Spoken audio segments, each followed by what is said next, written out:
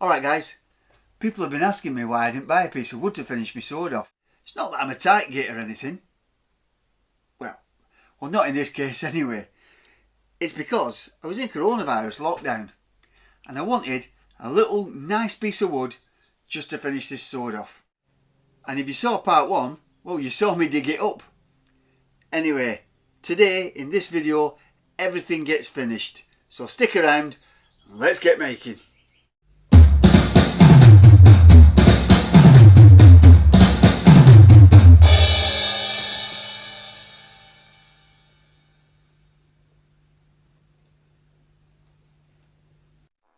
The pommel is the bit that sits on the end of the sword opposite the blade. It attaches to the grip. So I'll just have to glue that on and that's finished. Now I'm going to make the handle. I've got to make it big enough so that when the pommel is fitted, I've still got enough space to fit 2 hands.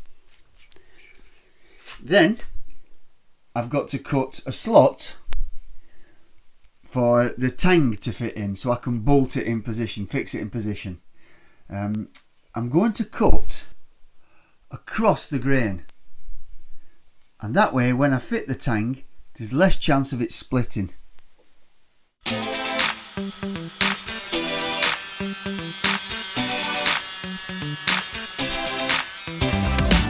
Now that I've got the slot made in the handle, I've used my little template to mark the holes on the handle, and now what I've got to do is drill 2 5.5mm holes for the bolts, and then I've got to recess the holes for the heads of the bolts, and on the other side of the handle I've got to recess the holes for the nuts and the washers.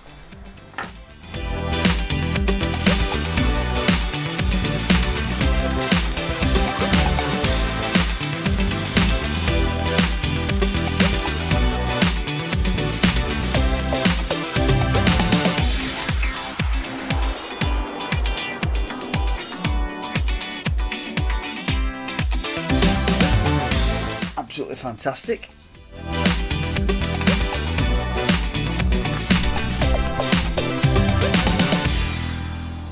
To make the nut sit nicely in place, first of all I put something in the gap to stop the wood springing.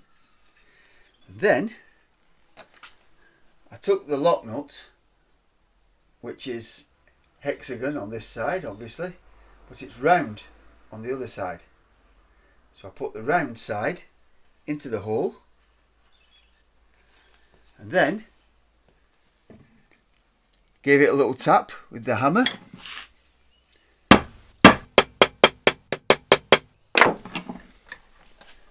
And when you take it out, you've got a hexagon shape. And then what you can do with a sharp chisel is just take the rest of the material out so that the nut fits perfectly in place.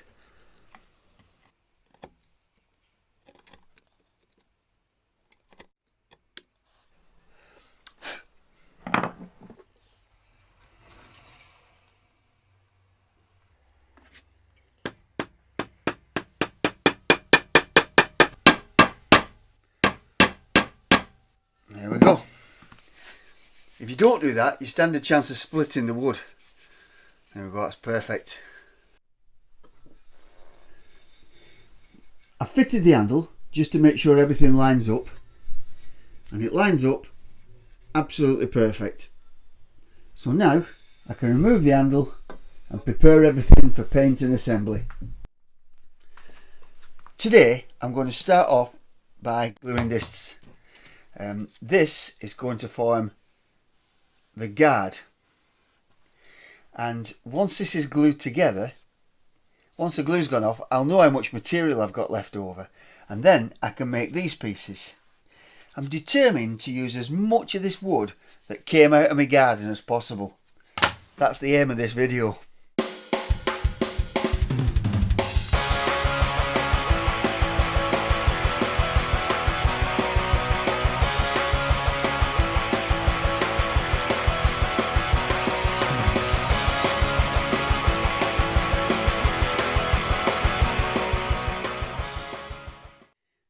yesterday I put it into this and glued it all up.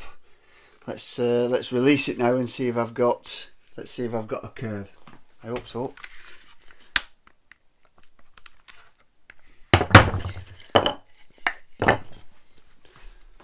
Oh, there we are. That's nice and curved. It's a bit rotten, but what do you expect after being buried for 8 years in your garden?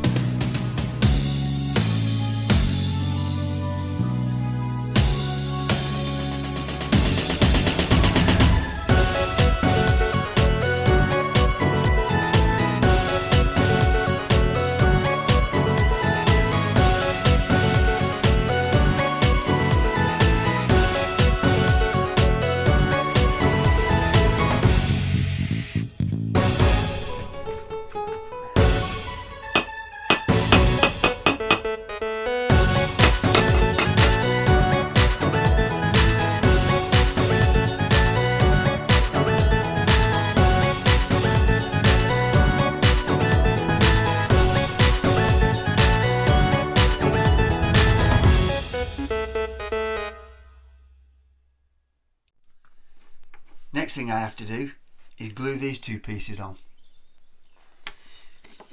Now I've got to make sure that these two pieces are in line and not at an angle. So what I'm going to do is, I've had an idea, I'm going to stick them somehow.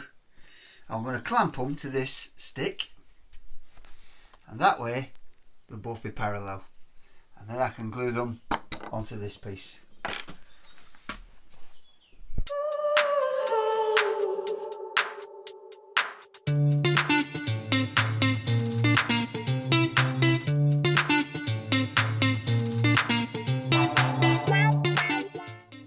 I said I've got to paint it and assemble it, but I've got to sharpen the edges first. So let's do that quick.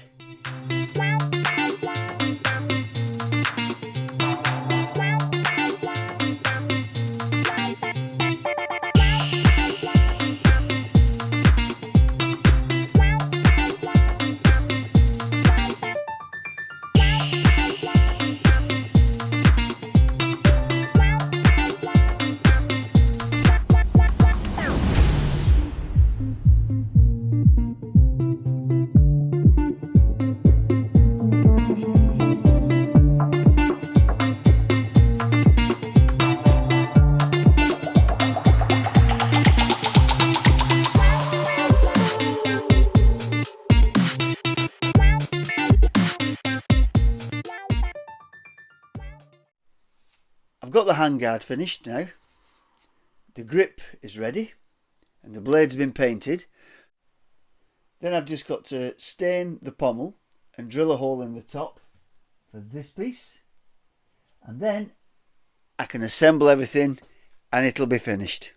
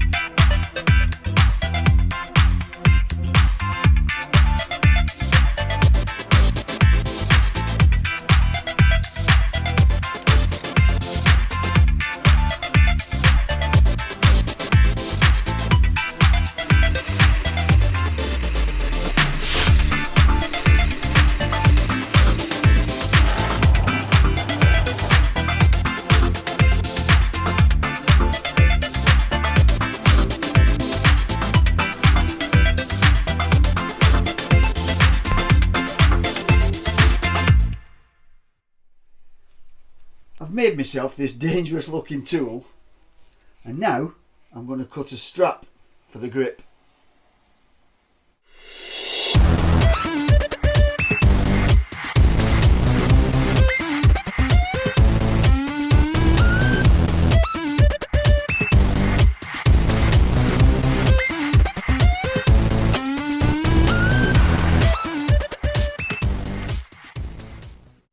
And there it is, the strap for the grip.